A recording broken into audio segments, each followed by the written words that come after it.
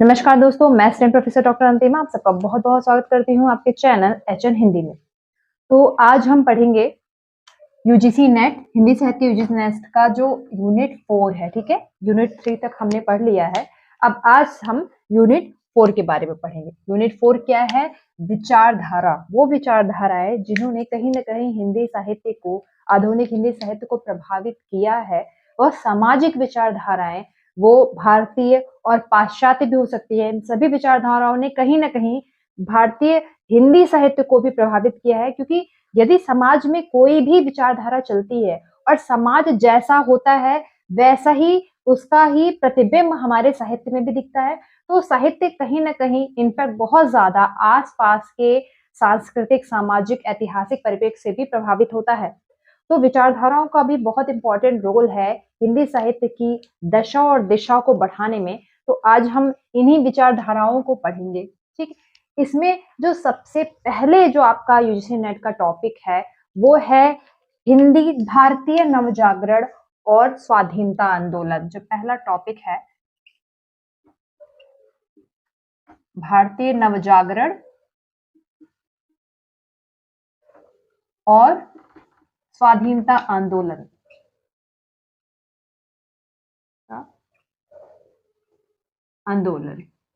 ठीक है, यह बात हो रही है 19वीं सदी के पूर्वार्ध की।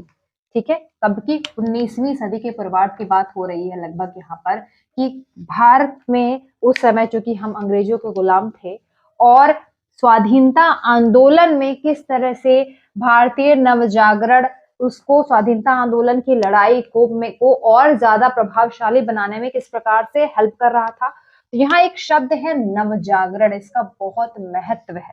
ठीक है, यह शब्द भारतीय परिप्रेक्ष्य का ही नहीं बल्कि वैश्विक परिप्रेक्ष्य का भी है, क्योंकि उस समय संपूर्ण विश्व में यूरोपीय जो क्रांति चल रही थी, पुनर्जागरण की क्रांति चल रही थी यूरोप की।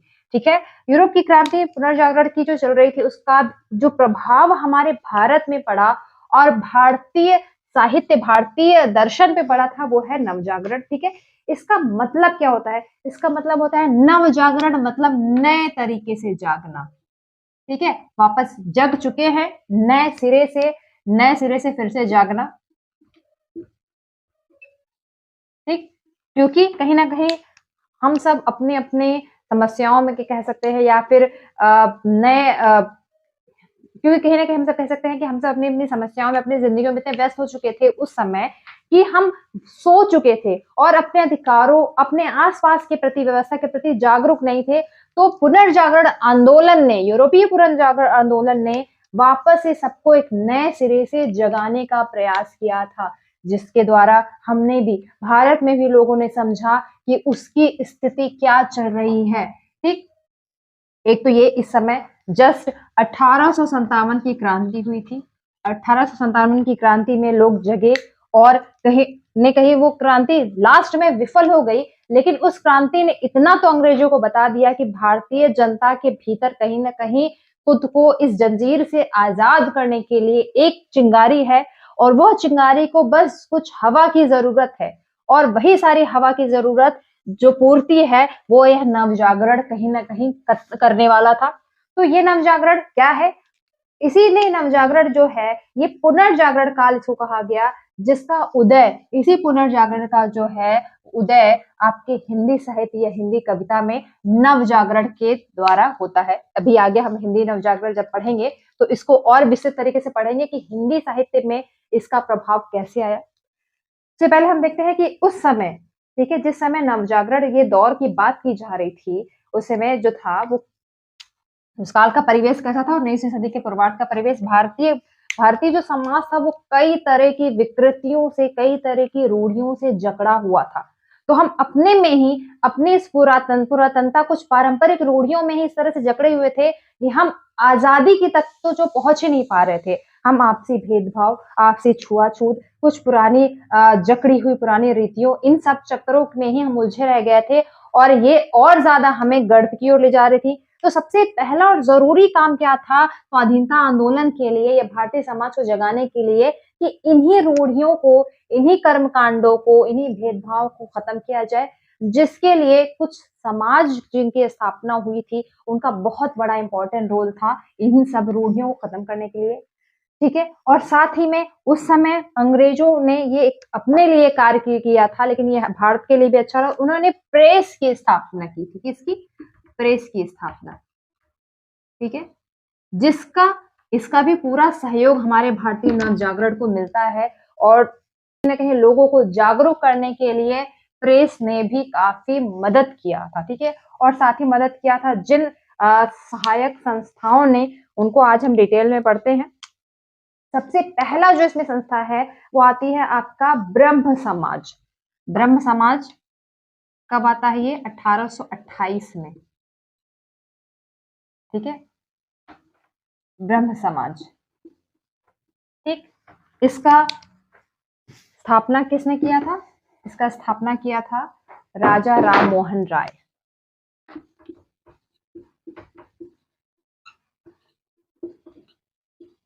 राजा राम मोहन राय ने 1828 में ब्रह्म समाज की स्थापना की। ये समाज उस समय धार्मिक कर्म कांडों को का विरोध किया। इस समाज ने धार्मिक कर्म कांडों का विरोध किया और नई पुरानी रूढ़ियों का विरोध किया।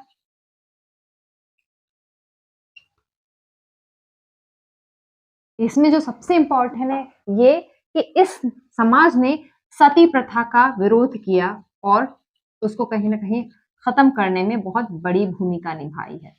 किसने? ब्रह्म समाज ने। ठीक है, इसके बाद जो अगला इंपॉर्टेंट है वो है 1867 में प्रार्थना समाज। इसी की अगली इकाई 1867 में प्रार्थना समाज। ठीक, ये बंगाल में इसका उदय हुआ था ब्रह्म समाज का। प्रार्थना समाज का जो प्रवर्तक हैं वो है केशव चंद्र सेन। केशव चंद्र सेन। इस समाज में भी धार्मिक कट्टरताओं को, रूढ़िवादियों को दूर करने के लिए बहुत ज्यादा प्रयास किया, और साथ में आम जनता के बीच ये बहुत ज्यादा जाकर के लोगों से बातचीत करके उनकी समस्याओं को जानने का प्रयास करते थे, और उसके आधार पर अपनी रणनीति बनाते हुए समाज की विकृतियों को दूर करने का प्रयास किया। इसके बाद जो अगला इंपॉर्टेंट आता है वो है 1875 में आर्य समाज। 1875 में आर्य समाज। इसके संस्थापक हैं दयानंद सरस्वती। दयानंद सरस्वती।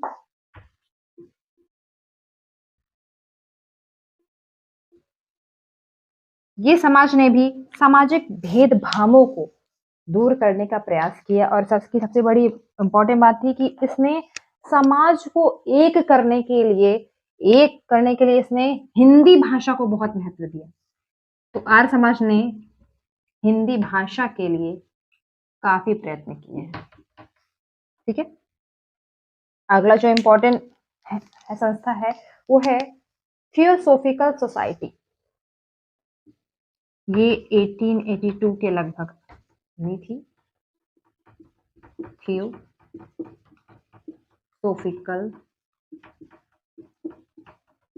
सोसाइटी। कर्नल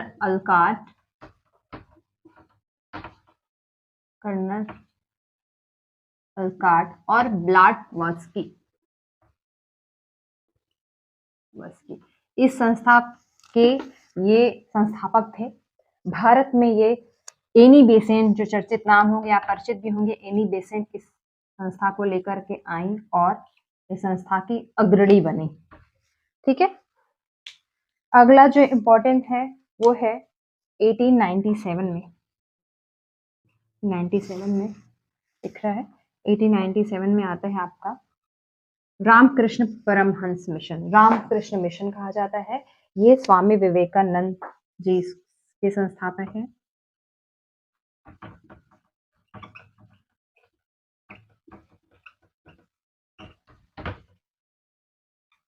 स्वामी विवेकानंद। ठीक है, इन सभी समाज ने भारत में होने वाले जितने भी रूढ़ियों का था, जिस रूढ़ियों में भारतीय समाज जकड़ा हुआ था, उसको दूर करने का अथक प्रयास किया, सामाजिक तौर पे और व्यक्तिगत तौर पे उस समय भी बहुत प्रयास हो रहे थे। कई छोटे मोटे बड़े प्रयास हुए, जिसमें एक नाम आता है ईश्वर चंद्र विद्यासागर का, जिन्होंने भी काफी प्रयास किया और विधवा विवाह के लिए ये अंतिम समय तक लड़ते रहे। ये क्या है इनका नाम? ईश्वर चंद्र विद्यासागर। ठीक है, तो ऐसे कई सारे ऐसे नाम हैं जो इंडिविजुअल तौर पे, व्यक्तिगत तौर पे भी जो एफर्ट करते रहे। तो भारतीय समाज में नव जागरण फैलाने का काम और स्वाधीनता आंदोलन में और ज्यादा क्रांति लाने का कार्य ये समाज भी अपने अपने स्तर पे धीरे धीरे कर रहे थे। ठीक है, तो आप देख सकते हैं इन्होंने कई समाज को जागरूक किया, स्वदेशी की मांग की, अपने समाज में लोगों को उनकी गुलामी का एहसास दिलाया। इस छोटे छोटे स्तर पे, बहुत बड़ा ऐसा क्रांति आंदोलन नहीं हो रहा था, लेकिन ऐसे छोटे छोटे स्तरों पे वो गांव गांव के लोगों को, जन जन को जागरूक कर रहे थे, जिसने कहीं ना कहीं स्वाधीनता आंदोलन में छोटा छोटा सा ही सही लेकिन बड़ा प्रयास किया है मिला करके। ठीक है, तो इसको आप देख सकते हैं। ठीक, अगला है हिंदी नवजागरण। हिंदी नवजागरण की बात करें तो आधुनिक काल में, आधुनिक काल के शुरुआत में की जो भूमिका बनती है वो है हिंदी नवजागरण की। आधुनिक काल से के शुरुआत में होता है, कह सकते हैं आधुनिक काल का जो पहला चरण है, भारतेंदु युग का जो चरण है, वो हिंदी नवजागरण का, हिंदी क्षेत्र के नवजागरण का पहला चरण है। ठीक है, इस समय क्या हो रहा था, भारतेंदु युग को अगर आप देखेंगे, भारतेंदु मंडल को आप देखेंगे, तो इस समय के रचनाकारों ने अपने रचनाओं के माध्यम से, क्योंकि इस समय के जितने भी रचनाकार हैं सभी कहीं ना कहीं पत्रकार भी हैं, सबकी पत्रिका निकलती है, तो अपनी पत्रिकाओं के माध्यम से, अपनी रचनाओं के माध्यम से आम जन तक वो संदेश पहुंचा रहे थे जो कि भारतीय समाज में, भारतीय लोगों तक पहुंचना चाहिए। भारतीय समाज में जो विकृति चल रही थी कहीं ना कहीं इसको दूर करने के लिए इन लोगों ने अलग अलग विषयों को चुना, तो विविध विषयों का प्रयोग किया है और नए विषयों का प्रयोग किया, अपनी रचनाओं का के माध्यम से आम लोगों को जागरूक करने का प्रयास किया और भारत की उस समय चल रही दुर्दशा का वर्णन किया है। भारतेंदु जी अपनी खुद रचनाओं में खुद भारत की दुर्दशा का वर्णन करते हैं। प्रताप नारायण मिश्र ने आम समाज का वर्णन किया है कि किस तरीके से हम छोटी छोटी आवश्यकताओं के लिए भटक रहे हैं, कैसे हमारे घर की महिलाएं जो हैं वो अपनी स्थिति गुजार रही हैं। इस तरह के से लेकर के हिंदी नवजागरण की जो पहली इकाई जो शुरू जो होती है, तो कह सकते हैं कि जो इन समाज ने राष्ट्रीयता के लिए बहुत ज्यादा अपने आप को, जो भारतेंदु का जो चरण है उसने अपने आप को झोंका है और भारतेंदु मंडल और भारतेंदु मंडल के जो कवि हैं वो बहुत ज्यादा इसके लिए, हिंदी नवजागरण के लिए बहुत ज्यादा मदददायी है, या कह सकते हैं उसके लिए प्रतिबद्ध रहे हैं। ठीक है, तो जो मोटा मोटा जो फॉर्मूला है इसमें यही समझने वाली बात है कि हिंदी नवजागरण में जो हिंदी की बात कर रहे हैं, तो कहीं ना कहीं भारतीय हिंदी क्षेत्र की बात कर रहे हैं। ठीक है, तो हिंदी क्षेत्र है उसको लेकर के एक और बात चले कि हिंदी जाति की अवधारणा लेकर के आए, तो शुरुआत होती है हिंदी नवजागरण से। हिंदी नवजागरण से लेकर के हिंदी जाति की अवधारणा जब रामविलास शर्मा जी लेकर आते हैं, तब तक ये लगातार क्रांति जो है हिंदी नवजागरण की चलती रहती है। ठीक, तो अगला इसके बाद जो पॉइंट है वो है खड़ी बोली आंदोलन। खड़ी बोली आंदोलन हिंदी साहित्य में इसका भी बहुत इंपॉर्टेंट रोल है।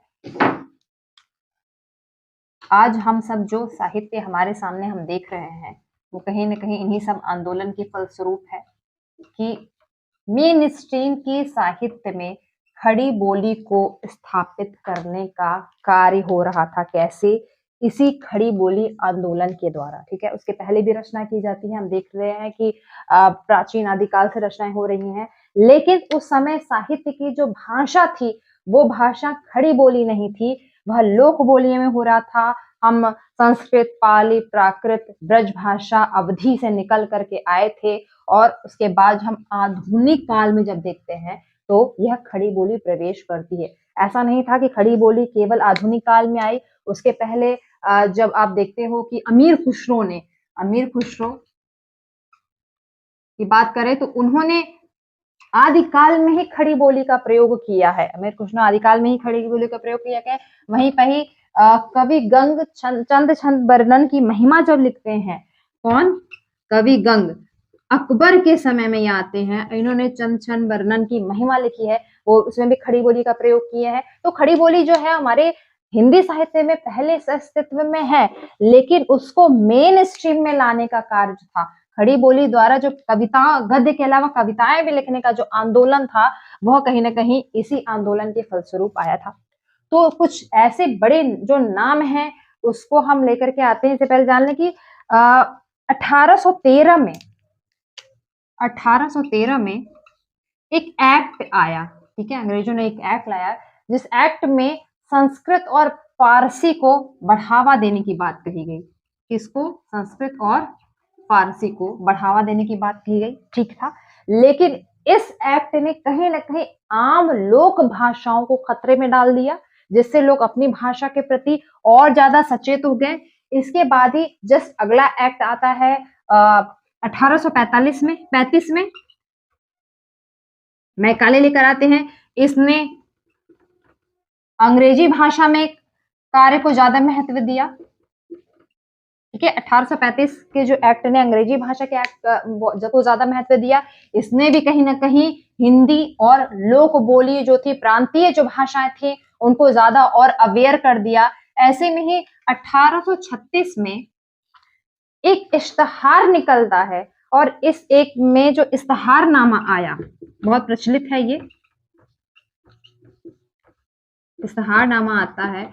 इस इश्तहार में अदालती भाषा में हिंदी और अन्य भाषाओं, प्रांतीय भाषा के प्रयोग को महत्व दिया गया। तो अदालती भाषा में इसने क्या किया, ये एक कहीं ना कहीं बहुत बड़ी बात थी उस समय, अदालती भाषा के ऊपर ध्यान दिया किसने? 1836 के इश्तहारनामा में, ठीक है। तो इस तरीके से कहीं ना कहीं अंग्रेजों को भी धीरे धीरे ये समझ में आने लगा था कि भारत में रह करके हिंदी भाषा के बिना काम नहीं हो सकता है, और इसी के उद्देश्य के चलते उन्होंने, आप आगे पढ़ेंगे अभी हम लोग, फोर्ट विलियम कॉलेज की स्थापना की, ठीक है, फोर्ट विलियम की कॉलेज की स्थापना की। और फोर्ट विलियम कॉलेज की स्थापना के साथ साथ जिसमें 2 भाषा मुंशी अलग से रखवाए गए, हम पढ़ेंगे अभी इनके बारे में। लल्लू लाल और सदल मिश्र 2 भाषा मुंशी रखे गए, जिन्होंने स्पेशली हिंदी भाषा को और ज्यादा उसको सुगम और सरल बनाने के लिए, पठनीय बनाने के लिए पाठ्य पुस्तकों का भी फोर्ट विलियम कॉलेज ने निर्माण कराया। और इसके साथ ही उस समय खड़ी बोली आंदोलन के लिए उस समय जो स्वतंत्र रूप से जो कार्य कर रहे थे, राजा शिव प्रसाद सितारे हिंद,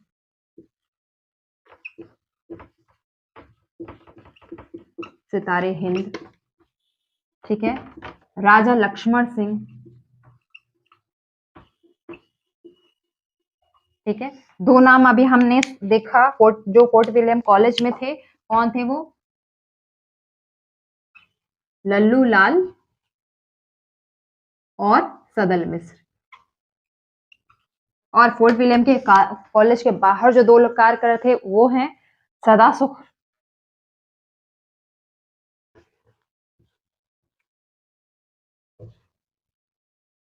सदासुख लाल और दूसरे इंशाअल्लाह खां,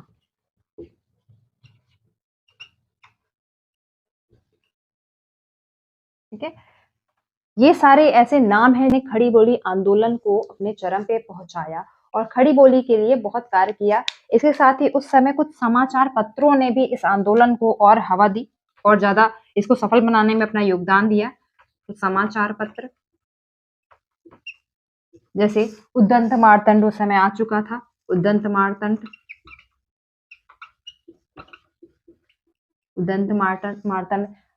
समाचार सुधावर्षण,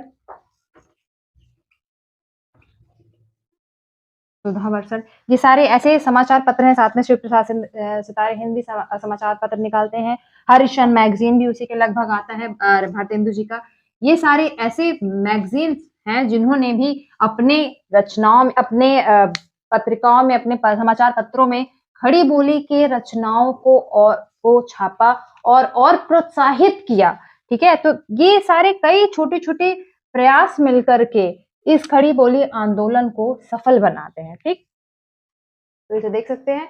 इसके बाद जो अगला इंपॉर्टेंट पॉइंट है वो है आपका fort William college.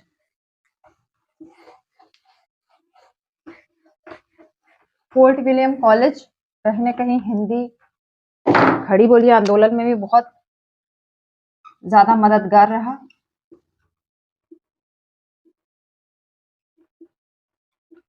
Fort William college, इसकी स्थापना 10 जुलाई 1800 को कलकत्ते में हुई। कलकत्ता में हुई। किसने? लॉर्ड वेलेजली ने इसकी स्थापना की थी। किसने की थी? लॉर्ड वेलेजली ने।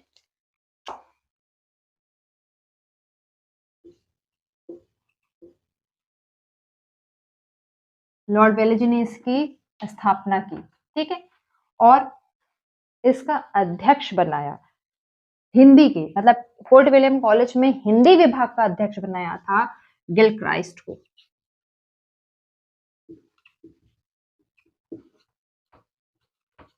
इन्हीं के ही देख रेख में सारे आयोजन होते थे। ठीक है,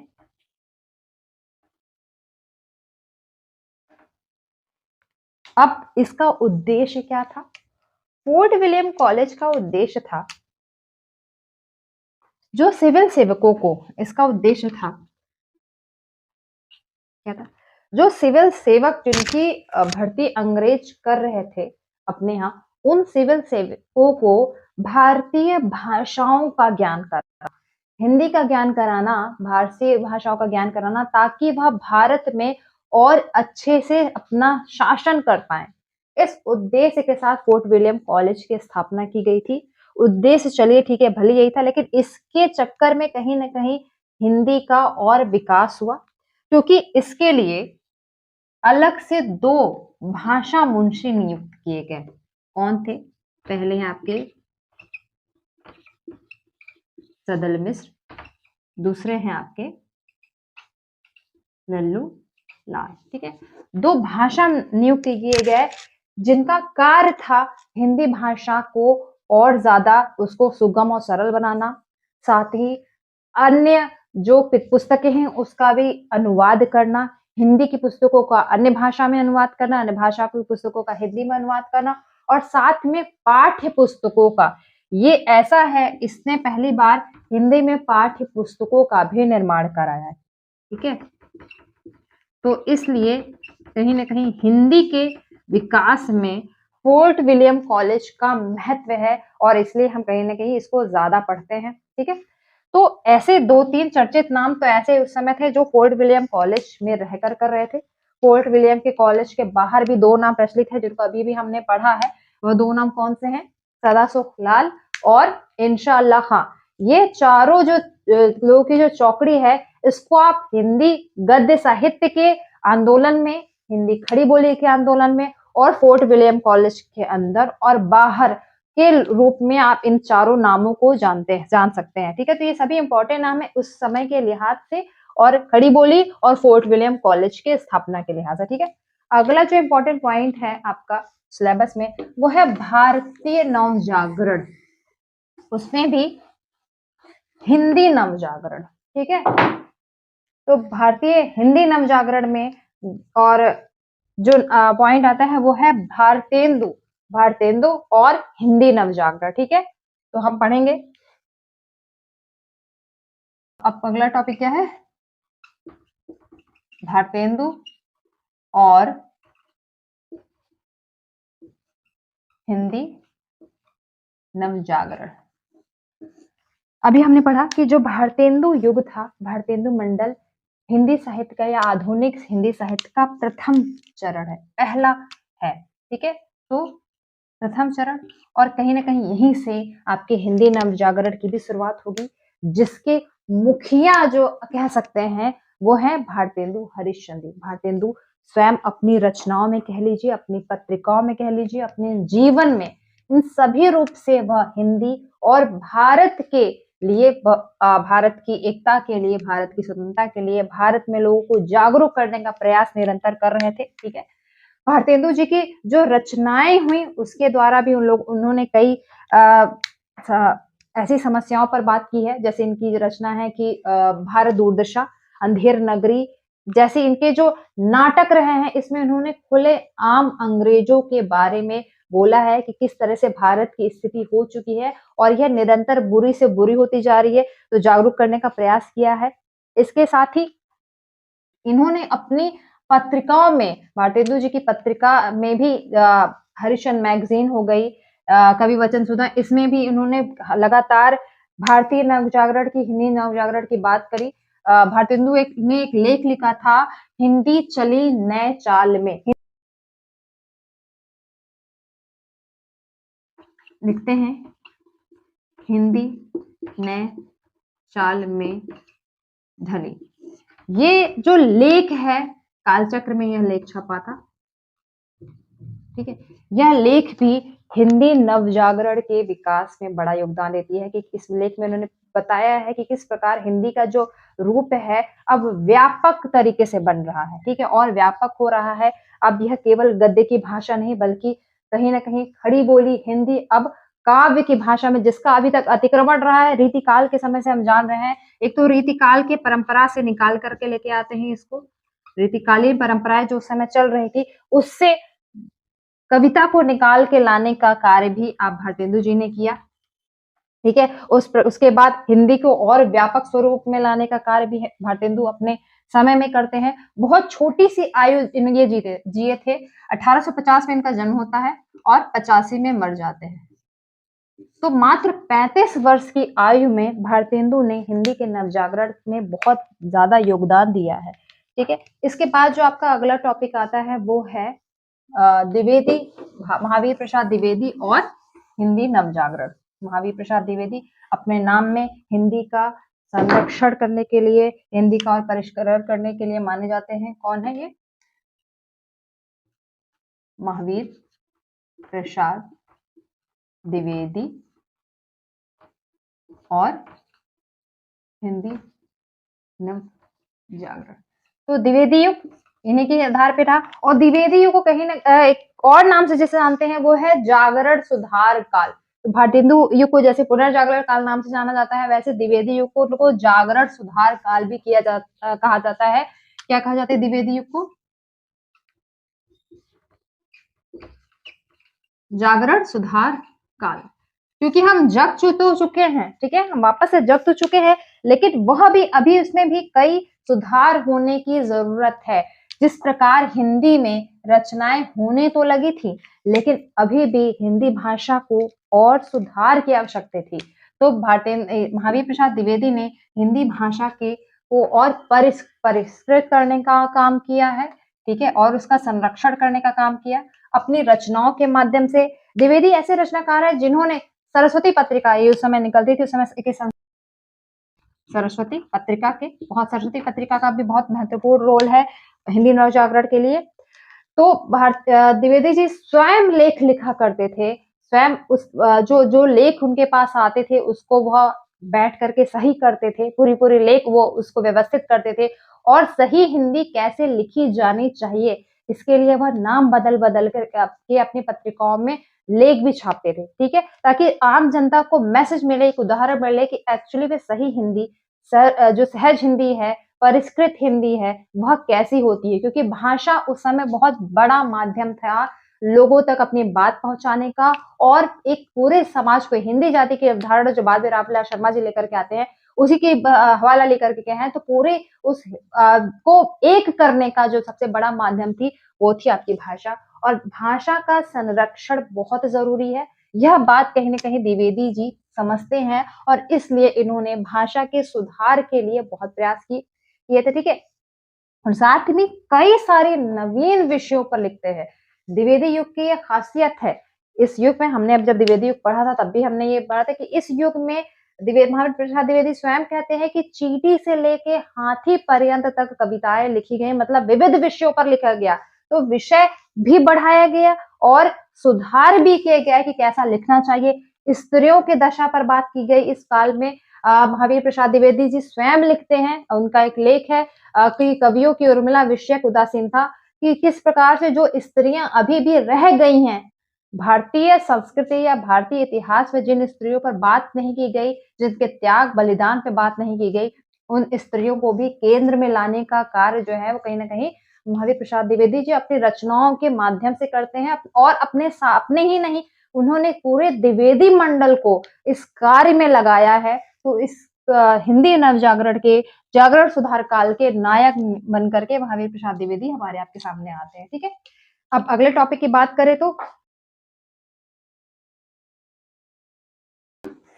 यह आदर्शवाद और नैतिकतावाद को लेकर के महावीर प्रसाद द्विवेदी अपने आंदोलन को आगे बढ़ाए और कहीं ना कहीं भाषा के सुधार में बहुत ज्यादा प्रयास किया और सफल भी है।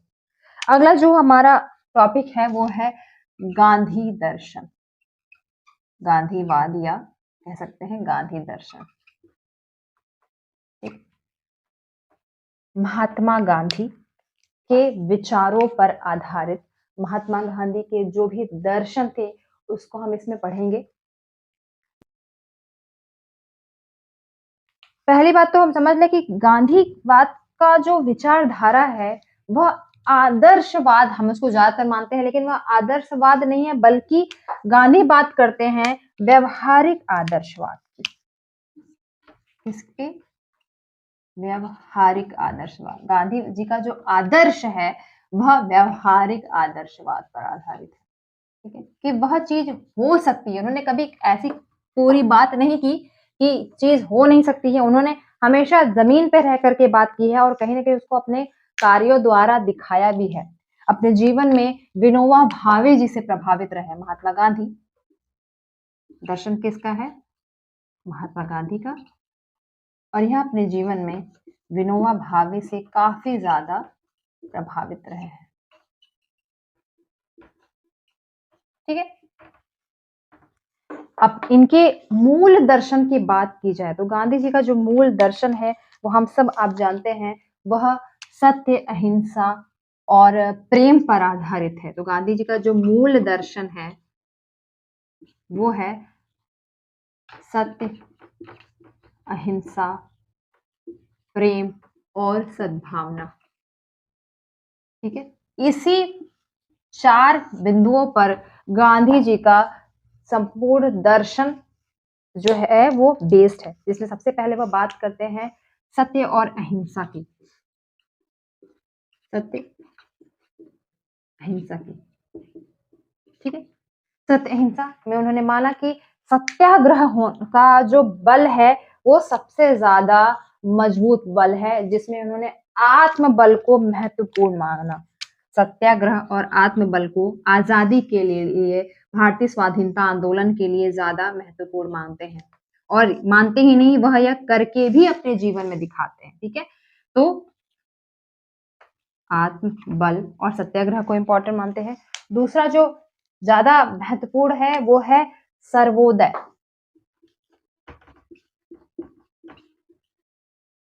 गांधी जी ने माना कि सबके विकास के साथ ही भारत का विकास हो सकता है, और यह केंद्र या सत्ता में नहीं है, बल्कि सत्ता जो है वो गांव-गांव में है। सत्ता जो है वो केंद्र में नहीं, गांवों में है। गांव, आम गांवों की जनता, आम गांव-गांव तक इन्होंने बोला कि जो है वो सर्वोदय, मतलब सत्ता का है जो केवल चंद व्यक्तियों से नहीं मिलकर के बनी है। साथ में उन्होंने समावेशी विकास को माना। ठीक है, समावेशी विकास मतलब सबका विकास होगा, हर किसी का विकास जो है वो आखिरी छोर तक भी पहुंचे, तो यह समावेशी विकास को मानते हैं। ठीक है, इनका जो सर्वोदय है वो सबके उदय पर आधारित है और स्वतंत्र सत्ता पर आधारित है। गांधी जी का सर्वोदय स्वतंत्र सत्ता पर बेस्ड है। ठीक है, यह सर्वोदय के अंतर्गत मानते हैं। इसके बाद अगर बात करें तो अर्थशास्त्र के सिद्धांत की, गांधी जी का जो अर्थशास्त्र है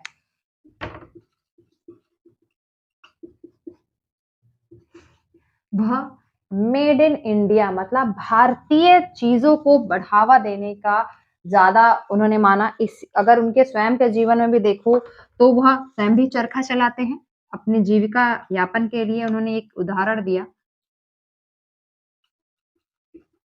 लघु उद्योगों को बढ़ावा देने के लिए यह बहुत ज्यादा प्रयास करते हैं। उद्योग, उनका चरखा चलाना भी इसी का एक प्रमाण है कि लघु उद्योग अगर भारत में पनपेगा तो हर व्यक्ति के पास अपने अपने आर्थिक उपार्जन का माध्यम होगा, ठीक है। और साथ में इन्होंने स्वदेशी की बात की, भारतीय अपनी वस्तुओं का विकास करें, अपनी ही वस्तुओं को खरीदें, इस पे बहुत जोर देते हैं, ठीक है। अगला जो इम्पोर्टेंट है शिक्षा, इन्होंने सर्वांगीण शिक्षा विकास पर बल दिया।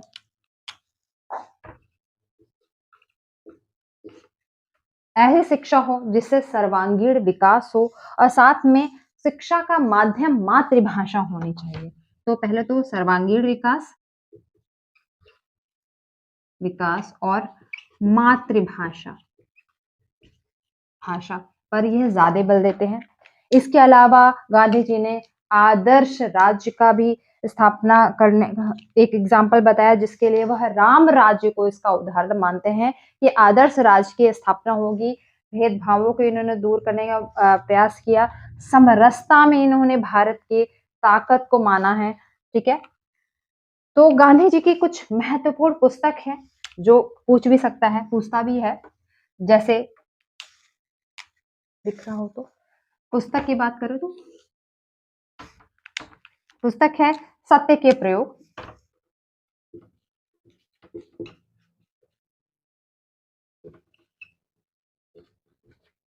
जिसको हम पढ़ते हैं माय एक्सपेरिमेंट विथ ट्रुथ, और हिंद स्वराज, ये बहुत महत्वपूर्ण पुस्तक है इनकी विचारधारा और दर्शन को समझने के लिए। हिंद स्वराज, और भी कई सारे पुस्तक हैं लेकिन ये इनके कुछ महत्वपूर्ण पुस्तक है। हिंदी साहित्य में बात करें तो हिंदी साहित्य में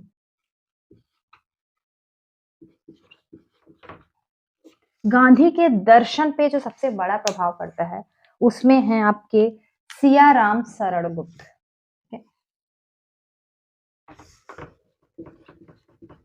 सियाराम शरण गुप्त, जैनेन्द्र, सुदर्शन, ये सब ऐसे नाम हैं। इनके अलावा अन्य लोगों पर भी सेठ गोविंददास इन्होंने की भी लिखी, सेठ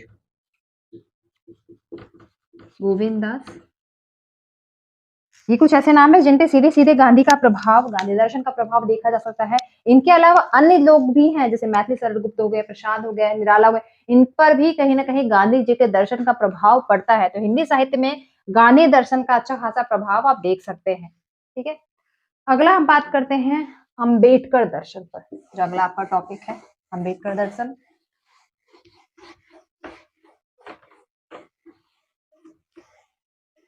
अंबेडकरवाद क्या है या अंबेडकर दर्शन, ठीक है।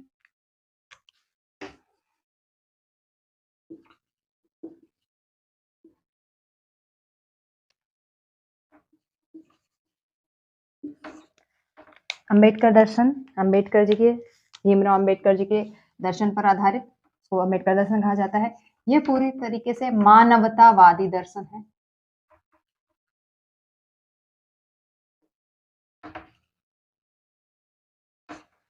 इस दर्शन के केंद्र में वह सभी वंचित समाज है जिसको अभी तक अधिकार नहीं मिला है। वंचित समाज समानता पर बल देता है, सामाजिक समानता पर, ठीक है। वंचित समाज जिसमें आप स्त्री और दलित दोनों हैं, स्त्री और दलित दोनों हैं। स्त्रियों के, हर वर्ग की स्त्रियों के बारे में वो बहुत चिंतित रहते थे। और यहाँ तक कि अंबेडकर ने खुद कहा भी है कि यदि किसी समाज की प्रगति या विकास देखना है तो उस समाज की स्त्रियों की दशा देखनी चाहिए। तो उन्होंने स्त्री को बहुत महत्वपूर्ण माना है किसी भी समाज की प्रगति के लिए, ठीक है। ऐसी बात करें तो इनके दर्शन जो है उसमें सामाजिक दर्शन को अगर हम इस प्रकार डिवाइड करके देखें तो सामाजिक दर्शन जिसमें इन्होंने जाति प्रथा के उन्मूलन की बात की है। ठीक है, ये जाति प्रथा के उन्मूलन को बहुत मानते थे कि समाज, भारतीय समाज जो है वो विभिन्न जातियों में बटा हुआ है। ठीक, तो जब तक ये भेदभाव आपस में खत्म नहीं होगा वैचारिक रूप से भी, तब तक भारत जो है वो एकता के सूत्र पे नहीं बन पाएगा और असल में प्रगति की दिशा पे नहीं बैठ जा पाएगा। तो इन्होंने जाति प्रथा के उन्मूलन की बात की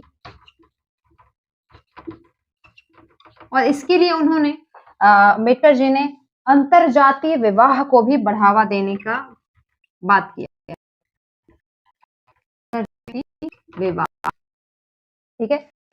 तो इसके अलावा शिक्षा की बात करें तो शिक्षा को भी अम्बेडकर बहुत इंपॉर्टेंट मानते थे। वो कहते थे इंसान के अधिकारों के लिए, अधिकारों को जानने के लिए शिक्षा बहुत महत्वपूर्ण है।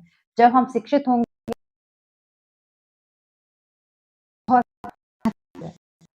देखो ये जब हम शिक्षित होंगे तभी हम अपने अधिकारों के प्रति जागरूक होंगे और अपने स्वाभिमान को समझेंगे। तो शिक्षा जरूरी है अधिकारों के लिए, मनुष्य के चरित्र के निर्माण के लिए भी इन्होंने कहा,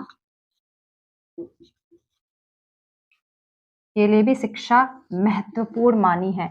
तो सामाजिक हो या शिक्षा दर्शन हो, साथ में जीवन दर्शन इनका तो मानवता पर आधारित था ही। इनका जो जीवन दर्शन है वो मानवतावादी दर्शन है।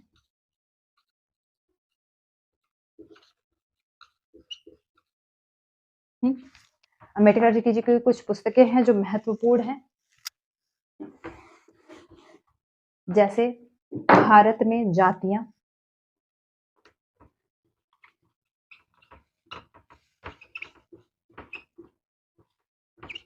भारत में जातियां, मूक नायक, मूक नायक पत्रिका में जो थी, इसमें लगातार यह लेख भी निकालते थे। बहिष्कृत भारत, इसमें भी इन्होंने वंचितों की समस्याओं को उठाया है। शूद्र कौन थे, इसके अलावा और भी बहुत सारी पुस्तक हैं जो अम्बेडकर जी ने स्वयं लिखी है, इंपॉर्टेंट है और इससे पूछा भी जाता है।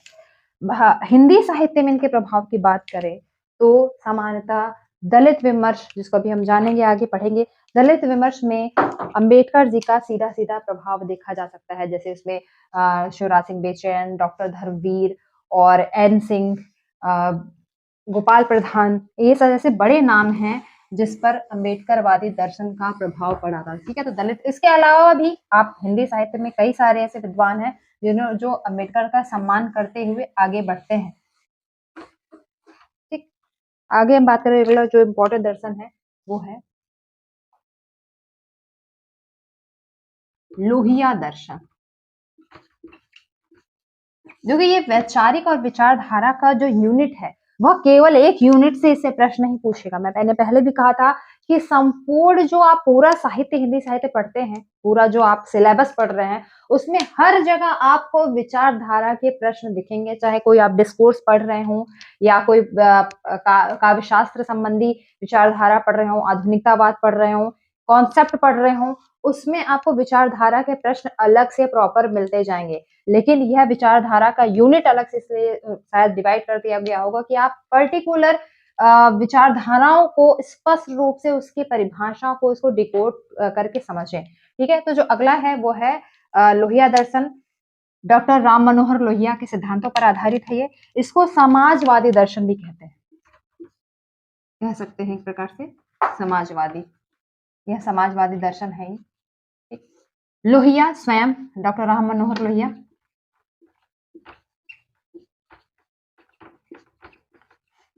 यह अपने जीवन में मार्क्सवाद से, मार्क्स से, एंगल से और गांधी से बहुत ज्यादा प्रभावित है। ठीक है, यह प्रभावित है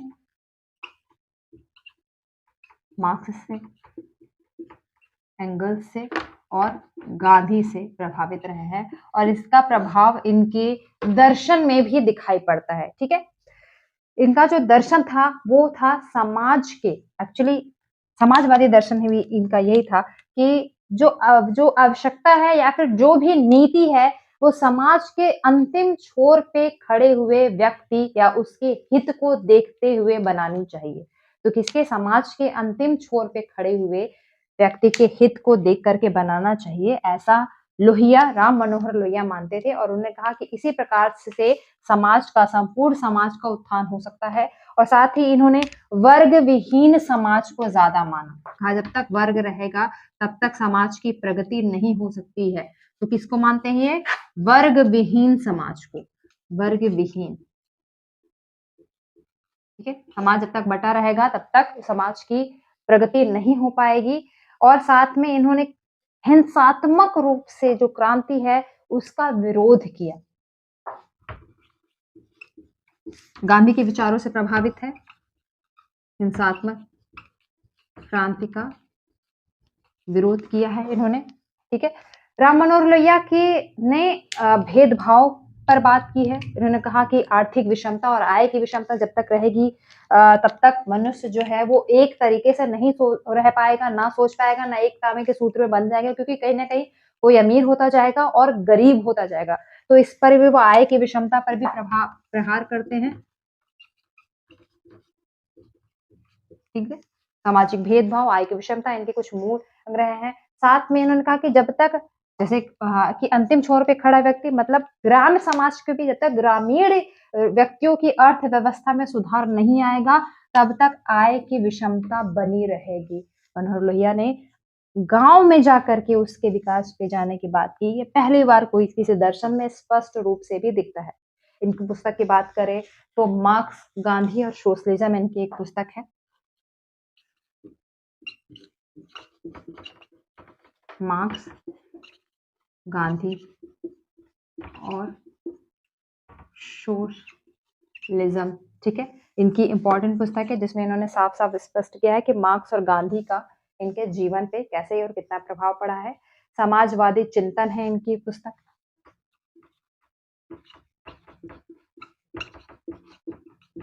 चिंतन, द कास्ट सिस्टम,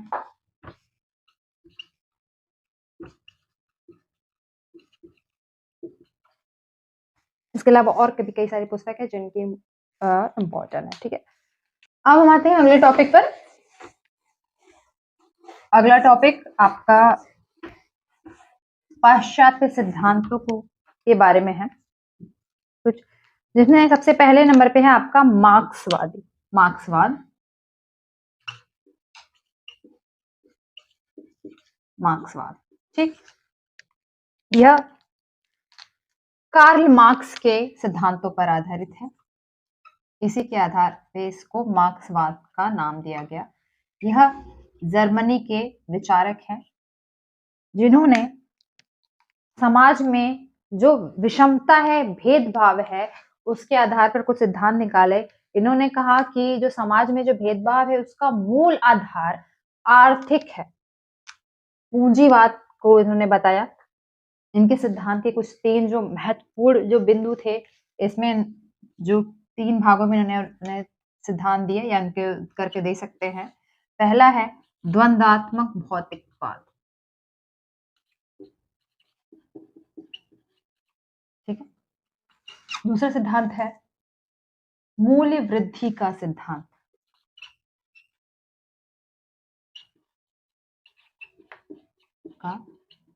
ये सिद्धांत सीधे सीधे ऐसे से उठा करके भी प्रश्न पूछ लिया जाता है कि किसका है, ठीक है। तीसरा सिद्धांत है मानव सभ्यता के विकास की व्याख्या, मानव सभ्यता के विकास की व्याख्या, ठीक है। इसको आप स्पष्ट, पहला द्वंद्वात्मक भौतिकवाद, दूसरा है मूल्य वृद्धि का सिद्धांत और तीसरा है मानव सभ्यता के विकास की व्याख्या। ये इनके कार्ल मार्क्स के, मार्क्सवाद के सिद्धांत की जो 3 अवधारणा यहाँ से निकलती है। ये मानते हैं कि जब 2 विरोधी शक्ति जब आपस में टकराती है तो तीसरी शक्ति का उदय होता है, जो तीसरी कल्याणकारी या तीसरी कैसी भी बड़ी शक्ति, सर्जनात्मक शक्ति है, उसका उदय होता है, ठीक है। इन्होंने आर्थिक विषमता को मेन कारण माना है किसी भी तरह के भेदभाव की। तो इसके लिए ये दो भाग में समाज को डिवाइड करते हैं, शोषण और शोषित। आर्थिक विषमता माना, इसके लिए इन्होंने दो भाग डिवाइड किया, एक शोषण शोषक और दूसरा शोषित। उन्होंने कहा कि समाज में बस दो ही वर्ग है, एक वह जिसका शोषण हो रहा है और दूसरा वह जो शोषण कर रहा है। जो शोषण जिसका हो रहा है उसको उन्होंने शोषक माना, और जिसका शोषण हो रहा है उसको वह शोषित मानते हैं। ठीक है, हिंदी समाज की बात करें या हिंदी साहित्य की बात करें तो हिंदी साहित्य में आप प्रगतिवाद का जो पूरा युग देखते हैं। ठीक है, हिंदी साहित्य में प्रगतिवाद का जो युग है पूरा इसी अवधारणा पर आधारित है।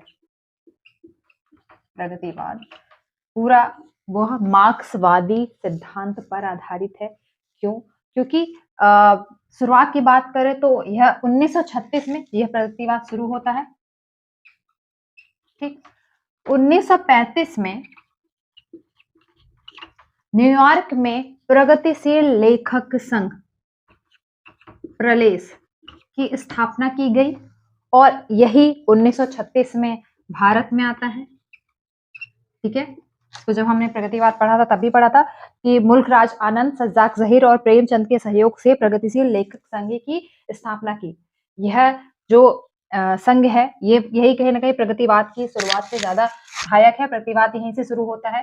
प्रगतिवाद के साहित्य की जो मूल प्रवृत्ति है वही है जो मार्क्सवाद की प्रवृत्ति है। जैसे कि शोषण के विरुद्ध इसमें लिखा गया, मजदूरों के संघर्ष की बात की गई, जो उस समय की जो जर्जर व्यवस्था थी उस पे यह बात करते हैं, किस पे? शोषण के विरुद्ध बात करते हैं। दूसरा मजदूरों और जो कमजोर तबका है, छोटा तबका है, उसको की बात करते हैं, चाहे वो स्त्री हो पुरुष हो। ठीक है, शोषण के विरुद्ध बात करते हैं, मजदूरों के संघर्ष की बात करते हैं, और जो जर्जर व्यवस्था है उस समय उसको तोड़ने की बात कहते हैं, परंपरा को तोड़ने की बात करते हैं। एक विद्रोह दिखाई पड़ता है आपको यहाँ पर। तो ये मार्क्सवादी सिद्धांत जो है वो हिंदी साहित्य के एक संपूर्ण युग को प्रभावित किया था। ठीक, अगला जो इम्पोर्टेंट है वो है मनोविश्लेषणवादी। मनोविश्लेषणवाद, ठीक है, यह मनोवैज्ञानिक सिद्धांत पे कार्य करता है।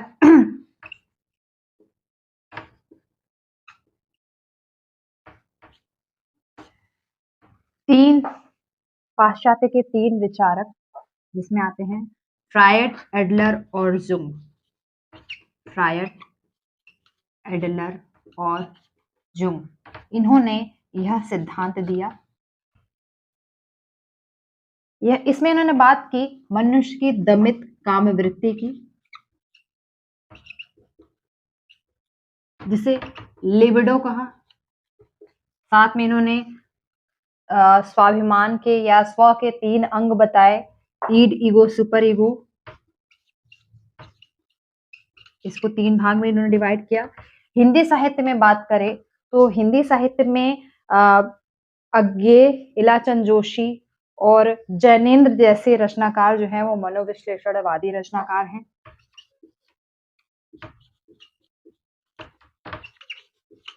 अज्ञेय के जो उपन्यास है, इलाचंद जोशी के उपन्यास, जैनेन्द्र के रचना में आपको मनोविश्लेषणवाद दिखाई देगा, और ये हिंदी साहित्य में मनोविश्लेषणवाद भी आचार्य भी हैं, लेखक। मनोविश्लेषणवाद का ही जो उत्तरोत्तर जो है वो अति यथार्थवाद से कह सकते हैं। कहा जाता है कि अति यथार्थवाद या दादावाद की जो विचारधारा है वह इसी मनोविश्लेषणवाद से प्रभावित है। ठीक, अगला जो इम्पोर्टेंट है टॉपिक वो है आपका अस्तित्ववाद।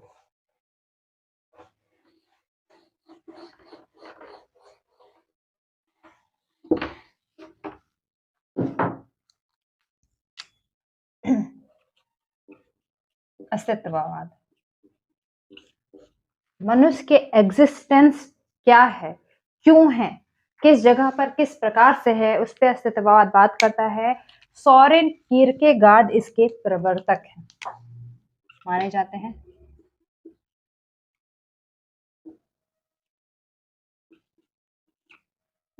अस्तित्ववाद के प्रवर्तक हैं।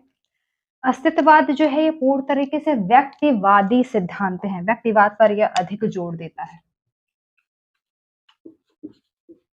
एक व्यक्ति की सत्ता क्या होती है, व्यक्ति की सत्ता कहाँ कैसी है, उसकी अंतर आत्मा इसके लिए ज्यादा इंपॉर्टेंट है बाह्य समाज के लिए। ठीक है, तो व्यक्तिवाद पे इंपॉर्टेंट जोर देता है।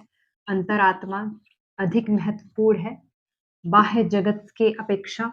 ठीक है, ये अस्तित्व को खोजने के लिए इन्होंने जरूरी माना कि अंतरात्मा होना चाहिए, और ये भी कहा कि हर एक व्यक्ति का अपना अलग सिद्धांत हो सकता है। मतलब हो सकता है मेरा मेरा जिंदगी या फिर जीवन के बारे में एक अलग सिद्धांत हो, किसी अन्य व्यक्ति का अलग सिद्धांत हो सकता है। ठीक है, और व्यक्ति के विकास में भी जो है वो वही हो सकता है। और भाग्य का निर्माता जो होता है वो हर व्यक्ति स्वयं अपना अपना होता है, वह भी अस्तित्व मानते हैं।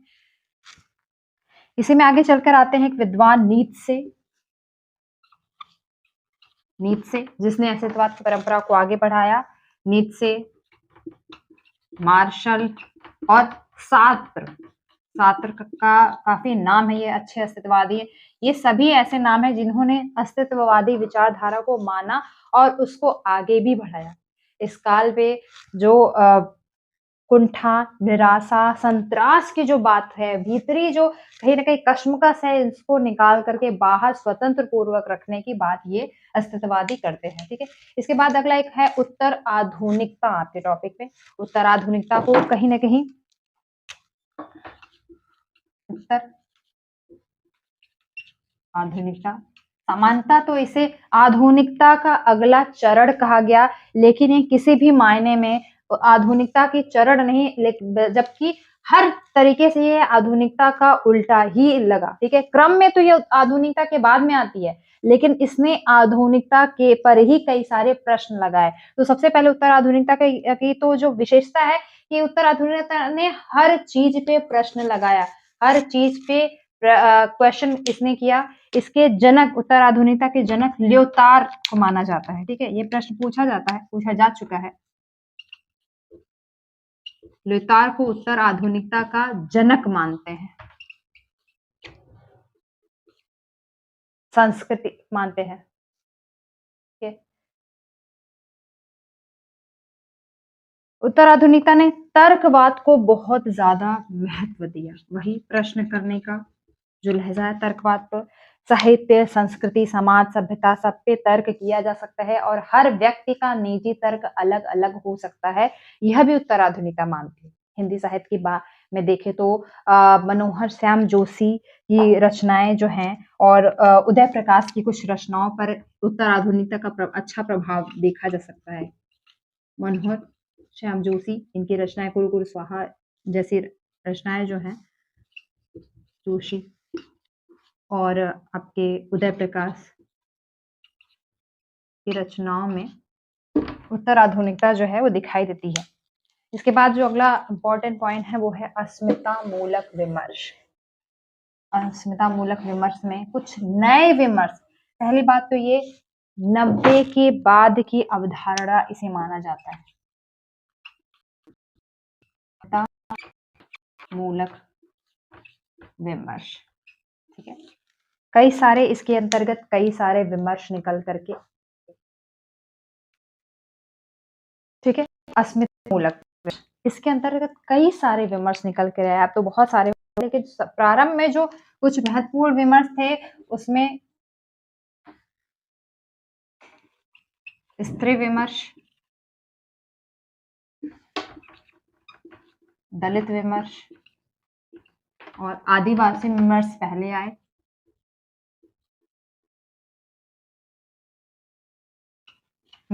अब तो सांस्कृतिक विमर्श, भाषाई समय बढ़ता आ रहा है वो उसमें जुड़ते गए। अस्मिता जैसे अस्मिता है, अपने अस्तित्व के लिए कहीं नहीं यह मुख्य धारा साहित्य से शुरुआत अलग और में जोड़ने की जद्दोजहद और अपने बच्चे में जो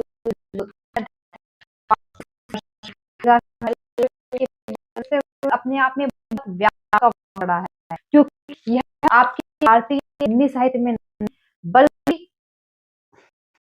कुछ कर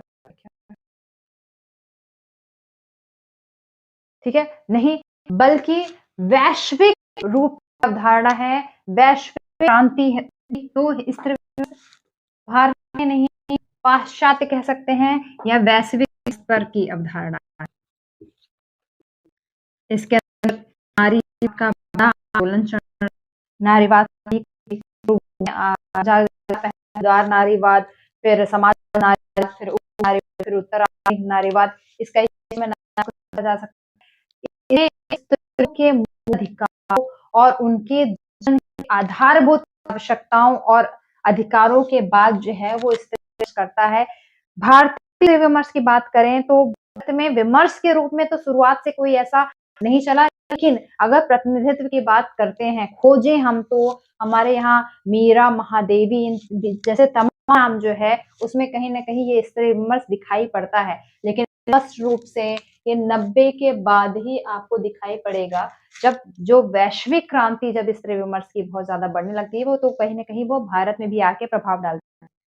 प्रभा खान और अनामिका रमणिका गुप्ता जैसे कुछ बड़े नाम हैं, स्त्री विमर्श की लड़ाई में आगे बढ़कर के आए और केवल भारतीय नहीं पाश्चात्य के स्त्री विमर्श को भी जोड़ा। प्रभा खेतान जो है वो सिमोन द बोवर की कविता की किताब का अनुवाद करती हैं और स्वयं भी कई स्त्री विमर्श में इन्होंने कई अच्छे लेख लिखे हैं। ऐसे कई सारे नाम है, नीरजा माधव, सुमन राजे, इन लोगों ने भारतीय साहित्य के इतिहास को का भी पुनर्लेखन स्त्री के विमर्श के हिसाब से किया, तो ये बड़े नाम है। अब बात करें नेक्स्ट दलित विमर्श की, तो दलित विमर्श पूरी तरीके से भारतीय इस विमर्श की अवधारणा है, क्योंकि जातिगत जो भेदभाव है अवधारणा है, क्योंकि जो जातिगत भेदभाव है विमर्श, क्योंकि जो जातिगत भेदभाव है वो आपको भारत में ही दिखाई पड़ता है। इसकी शुरुआत की बात करें तो महाराष्ट्र मराठी साहित्य मराठी आंदोलन से दलित विमर्श जो है वो ज्यादा अस्तित्व में आया। किसमें?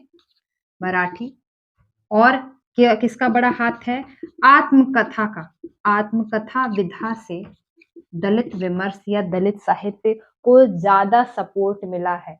ये सभी विमर्श स्वानुभूति की बात करते हैं, सबसे ज्यादा इंपॉर्टेंट पॉइंट है। ये सभी विमर्श स्वानुभूति की बात करते हैं कि खुद कैसा जो उस वस्तु को झेल रहा है वही अच्छी तरीके से बता सकता है। कुल मिला के भोगे हुए यथार्थ पर यह अस्मिता मूलक विमर्श जो है वो आधारित है। दलित विमर्श उसमें से एक है और इसीलिए इस विमर्श ने आत्मकथा विधा को अधिक महत्व दिया।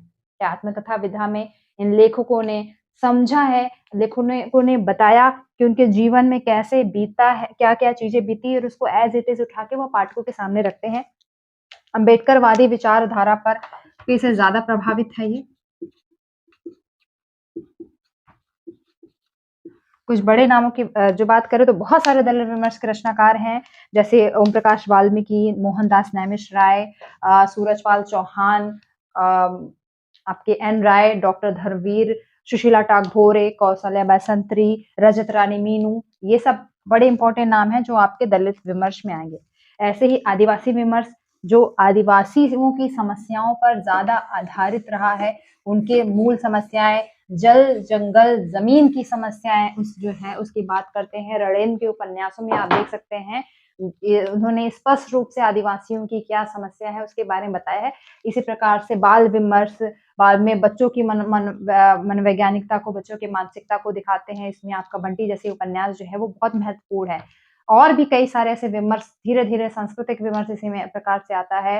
वृद्ध विमर्श आप चलने लगा है। कई सारे विमर्श जो हैं वो जो अस्मिता मूलक विमर्शों में आगे धीरे धीरे जुड़ते गए। ठीक है, तो ये एक वैचारिक जो है वो फाउंडेशन है, वैचारिक स्तर है जो आपको यूनिट 4 में बताया गया है। ठीक है, ये केवल यूनिट 4 मैंने पहले भी कहा यूनिट 4 में केवल इन विचारधारा को पढ़ के केवल इससे प्रश्न नहीं आएगा, बल्कि आप ये इसमें बस कॉन्सेप्ट आपका क्लियर किया गया है कि ये विचारधारा, ये विमर्श क्या होती है। आपको जब आप गद्य पढ़ते हैं, गद्य का उपन्यास का साहित्य इतिहास पढ़ेंगे, जब आप आलोचना का इतिहास पढ़ेंगे, आलोचना का विकास पढ़ेंगे, नाटकों का विकास पढ़ेंगे, संस्मरण रेखा चित्र पढ़ेंगे, तो आपको इन सभी की कुछ न कुछ रचनाएँ उसमें दिखाई देंगी। तो समग्र रूप से हम इसको लगातार तो पढ़ रहे हैं, हर यूनिट में आप इसको देख समझ रहे हैं, लेकिन एक यूनिट 4 में इसको समग्र रूप से आपको पढ़ाया या समझा दिया गया है, ठीक है?